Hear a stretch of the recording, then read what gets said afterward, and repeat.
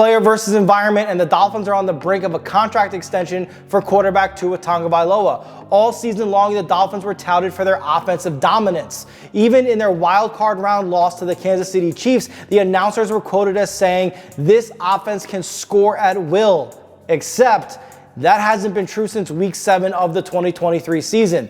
In fact, in terms of scoring points, the only thing that actually matters in winning NFL games, the Dolphins were average to below average over their final 12 games of the season.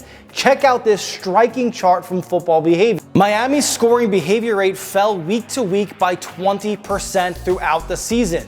The orange line shows their average, which was 6th best in the league, and the black line shows their trend, regressing by 20%. Look how many dots are below their average, highlighting the problem of using averages to begin with. 11 out of 19 games played were below their clearly inflated average, including 9 of their last 10. The average over their last 12 games of the season would have ranked 22nd in the NFL. You want to know what else regressed at a 20% rate week to week?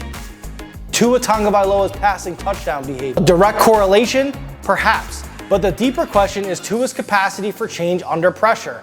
When the environment is perfect and loaded with superstar receivers and a superior running game that's working, he can put up numbers better than anybody. But can he elevate you when it isn't working? Can he alone be the reason you snatch a victory out of the jaws of defeat?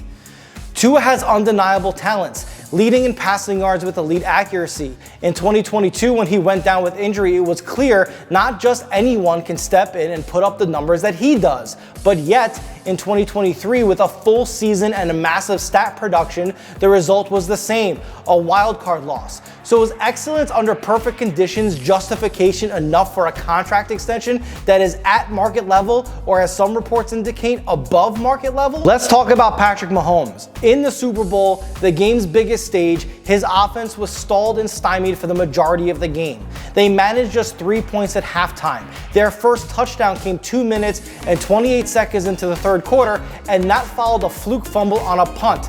Then they played from behind or tied the rest of the game. Then came their final drive of the game. Again, the offense was trailing and struggling. They faced a 4th down on their very first set of downs in overtime. Mahomes converted a 4th and 1 on an 8-yard scramble, a play he was recorded as saying, "If the pass isn't there, I'm going to take it myself." And he did.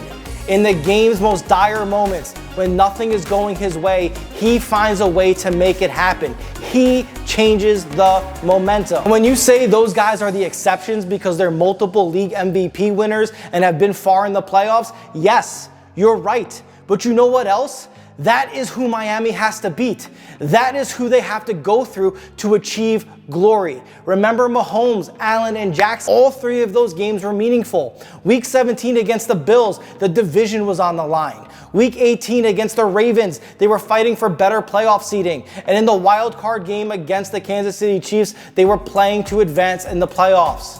They went 0-3. All 3 of those quarterbacks are in Miami's conference. One of them is in their division. Being as good as those guys is what Miami needs to do in order to be more than a one and done. It is what Tua needs to be because that's what it takes. Are you confident that he can be that? Are the Dolphins? Because it's improvisational and dynamic playmaking when things fall apart that sets apart the very good, the game managers, from the elite. The road ahead is uncertain. Will Miami double down on Tua or seek a new direction?